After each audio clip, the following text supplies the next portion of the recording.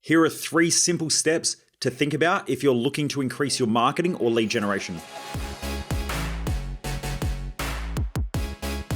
Hey Driven Mofos, welcome back to another episode of The Underestimated Entrepreneur. For those of you who don't know who I am, I'm Michael Mojo. I'm the owner of Mojo Human Performance Institute, where we focus on business, mindset, and lifestyle hacking for Driven Mofos. The reason why I do these episodes is that most people waste their life, and I just don't want you to be one of them. Okay, let's talk about marketing and 3 things that I spoke about the other day with, or actually I didn't speak about it. I was working with a marketer that I've been getting some mentoring from. Normally when I don't know something, I just go to people who are way smarter than I am and go, look, teach me what you know. And I'll just ask them what I need to pay, and then I pay them and I get it done. I feel like that's probably the shortcut that has allowed me to excel in a lot of different fields. And I think that it's the thing that stops many people excelling in different fields. So when people have mindset problems, they don't go and work with a mindset coach. When they have health problems, they don't go and work with a health coach, or they don't work with a personal trainer, or they go, I'll figure it out myself. And then they end up wasting 10 times the amount of time, maybe even 100 times the amount of time doing something that's average that then gets some average results because they just don't go to the people who can really help them. And I don't know why that is. I think that, there's a natural tendency in our society to think that everything's a scam, or to not know what to do, or, I'm not going to get the results that I want. But the other thing is that if you're listening to this and you think like that, then be a little bit more intelligent in a way about the results that you are committing to and the results that the person you're working with is committing to. If they say, you're going to lose 10 kilos in 12 weeks and you don't, say, where's my fucking money? Give me my money back, and put things in place. I did this for many, many years where I paid marketers, a lot of different marketing teams, to produce results that didn't, and I let them get away with it. And so that didn't hold them accountable. All it did was I suffered because of it. So now I've learned that when I'm using vendors, I discuss outcomes and results up front and say, can you do this? If not, then I won't work with you. Or if not, maybe let's try something out. And if there's an upside, you get part of the upside. If there's a downside, then you've got to wear part of the downside as well. And so it comes up with a certain agreement. But anyway, I was working with this marketer last week and we're just having a bit of a chat, and he said something that was really, really cool that I wanted to share. And he just said, marketing is really, really simple. It's just 3 steps. It's essentially creating interest, creating a desire, and then creating an action. So I'll read those again. It's creating interest, creating a desire, and then creating an action. And I thought that's just such a simple way of breaking down things like Facebook ads, or it could be Google marketing, or it could be even email marketing. Because if you're writing an email and you want to generate more sales, or you want to generate people to hop on a call, or you want to generate people to, take some form of action, the interest has to be there. And a lot of the time, I get spammed, emailed quite a lot. I get spam phone called a lot. I get, I'm quite interested as well in how other people do what they do. So I get a lot of these emails, a lot of this spam shit that comes through. I probably spam some of you as well. But what I notice is that the best emails that get through always spark an interest up front. They have a really good hook to start with that then hooks me in and creates this sort of interest of, oh, what's this? And so it might create, the hook may be interesting. It may be something that's entertaining. The media do it really, really well where they use like tragedy at home, and that naturally makes people want to look. And so because of that, they've already got you in. They've got the first part of the process done. They've got your interest. And so in a lot of marketing, they call that the hook. It's the thing that grabs people and pulls them in. Then the second step was, now you've got to create the desire. So how do we then start to communicate with a person to make them go, I want this? Now, there are lots of different ways that you can do that in marketing. It can be through either email copy or copywriting. And so if you look at people like Russell Brunson, he's written some really great books on marketing, expertsecrets.com secrets. His stuff is really, really great because he breaks it down into such a simple way where he'll talk about a hook, a story, then the offer or the call to action. And so the hook grabs someone's attention, pulls them in, and then from there, the story then works through a desire or helps them overcome a problem or something like that, where the person then can get out of their own way so that then they can take the final action. Now, marketing isn't as simple as what I'm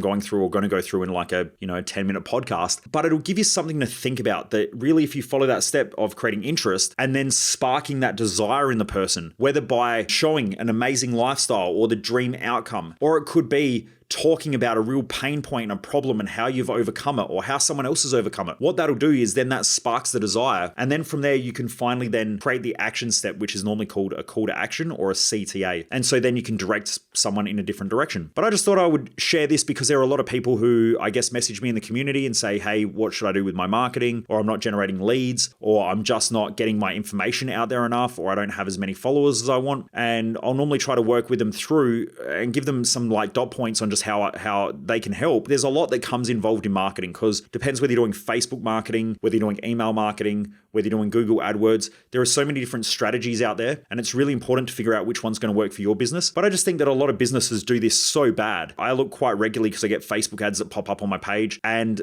I know that we have a lot of tradies who come into our events like Odyssey. And these are trade-based businesses where, it was one person who was really highly skilled at what they do. Then they got a lot of work and then thought, shit, I need to hire someone. So then they hired their first other tradie. Then after a while, they go, crap, I now need to hire another. And so they might have 2 or 3 other tradies. Then what will happen is they realize that they're really shitty at management. They don't have processes. There's normally cash flow issues as well as the business starts to grow, because they haven't set up the cash flow management systems or the accounting softwares. And so it just starts to bring up more and more and more problems. Now, marketing is normally a huge problem that they have. And so I go and look at these other Facebook pages. I guess that's where I was getting at. I go and look at other trade-based businesses, social media pages, their websites, and I break them down, and they are so bad. And they're so bad because the first thing that happens is that it sparks no interest. When you go and have a look at a lot of their Facebook pages, let's say they have 200 followers. Those 200 followers are normally friends, family, and past clients. Maybe that's it. And a couple of other people who just sort of click on stuff because they got some nice pictures on there or whatever. But very rarely are they normally going to drive a lot of traffic from their page to lead generation. And it's because the page is boring. It's the same stuff, right? The electrician just posts pictures of a fucking light fitting and a couple of switches and a new circuit board. A customer's not going to froth over that. That's not what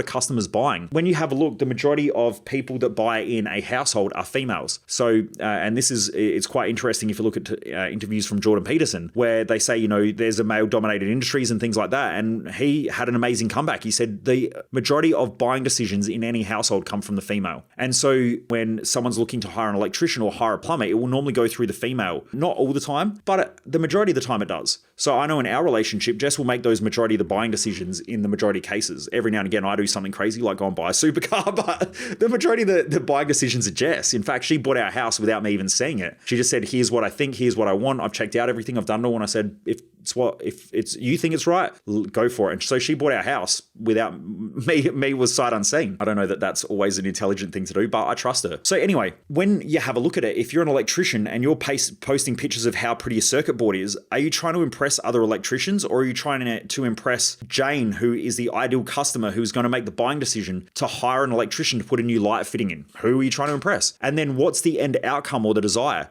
Does Jane want cleanliness? So does she want to see pictures of how clean you guys are? Does she want to feel comfortable because instead of having 15 pictures of light fittings, does she want to see the 5 people who work in your business and like, hey, this is Bob. Bob is our highly qualified electrician. Here's some of his work. Hey, Bob, how's your day going? And have a chat, because then she's going to feel comfortable with Bob coming into her house. There are so many things that businesses could do which would massively increase their marketing that they just don't do. The majority of the time, probably the biggest number one problem that the majority of businesses do not do with marketing is they don't think about the customer. They think about themselves. And so for Bob the electrician, Bob goes, I like a nice clean circuit board. Therefore, I'm going to post a picture of how clean our work is. As in, look at these amazing wires that go into the back of this amazing board with all these nice, beautiful wires and shit. Now, Jane doesn't give a fuck about that. Jane wants to know that when she turns on her light switch that they're going to work and that her light fitting is done properly and that it's not going to fall out of the roof and it's not going to, she's not going to have a dodgy tradie and the electrical's not going to set fire to the house. All of those things Jane wants to know. But Jane doesn't get to see that. She sees a circuit board, which is boring as shit to her. So the majority of people don't think about their ideal customer and what their customer's actually wanting. What's the end outcome? What's the result? What's their fears? What are their concerns? How do we deal with their fears? How do we deal with their concerns? Imagine Bob writing a post on his Facebook page, which was like, hey, I know that one of the main concerns that that customers express is that they don't want, their house to dirt and shit in their house. So therefore we are highly respectable. We'll take off our shoes when we come inside. And so you're slowly writing a list.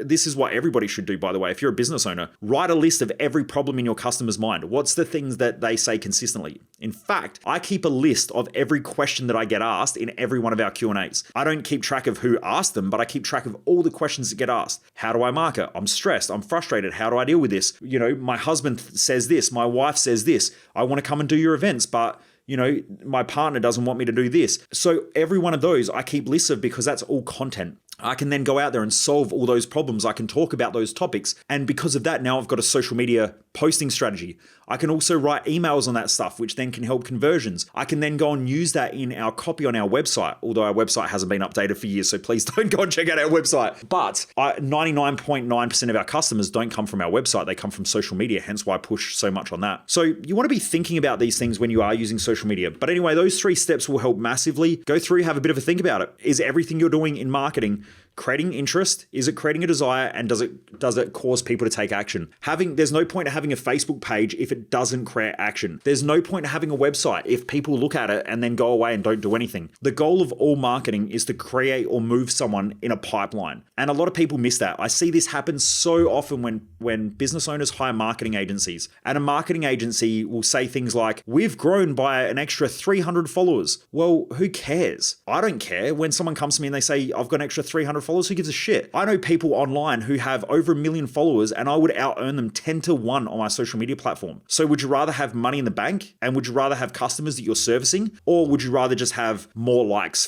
for whatever insecurity that serves? And there's just so many people out there. The influencer market is based on it. I've got 1 million followers on Instagram. I had a dude only about 6 months ago who I ended up kicking out of our community because when I first met him, he was like, "I've got over 1 million followers, I'm crushing it in business." When I started working with him, he had over 1 million followers. He wasn't making any money, and he didn't pay us what he said he was going to pay us to work with us. And so I just said, "Mate, go and do your own thing." Yeah, online he's telling everyone how much he's crushing it, but it was just because his whole strategy was wrapped up in followers. It wasn't wrapped up in monetization. So he didn't really have a business. He had a hobby, and he had a fun fucking project that he wasted most of his life on. And the majority of influencers out there are exactly like that. They get a free hat or a free t-shirt or some free cosmetics for 20 hours worth of work a week. I don't know whether it's worth it. I'd much prefer to put that into something that's meaningful and makes me good cash flow, so that then you can keep putting money back in your business and keep growing it. So anyway, Driven Mofos, I hope this conversation helps. Please get out there, make sure you're implementing this stuff. For those of you who haven't jumped across to our Facebook group, it's called the No BS Business Hacks for Driven Mofos. If you just go to Facebook and you type in No BS Business Hacks, you can join up for free. I drop content in there every day. In fact, I'm about to drop a whole bunch of stuff in there over the next couple of weeks. I've got my team working on it, my video editors working on it. So there's going to be a whole bunch of free resources that I'm dropping in there. I've already done a heap of videos. We do Focus Fridays where we do a 1-hour work sprint where you can join up for free, and we all work together for 1 hour flat out with no distractions. And I go through a very specific way of doing work sprints. Your productivity will blow through the roof. So you can join that. And then every other day I'm dropping content in there as well. So anyway, I look forward to seeing you in that group. Also, for those of you out there who have been hitting the 5-star reviews, I really appreciate it. It's been absolutely awesome having a lot of you reach out, having a chat to me. But also as well, it really makes a difference when you rate our podcast and also write a review. You can only write a review on the Apple Podcast app, but I really do appreciate it because I read through them, I screenshot them and send them to my team as well and let them know what a good job that they're doing as well. It does make a massive difference. And also for other people out there who are giving us 5-star reviews, it's helping a lot. It helps us to get out there to more people and to share this information. And like I said, we're going through some tough economic times, or it looks like it at the moment. I wish that I could get this information out to more people. So the more people who share it, the more people who rate and review it and like it, the better it is for everybody because the more people I can get out there and help. So anyway, Driven Mofos, have an awesome day. Keep kicking ass. And remember, never underestimate the dream. Take care, Driven Mofos.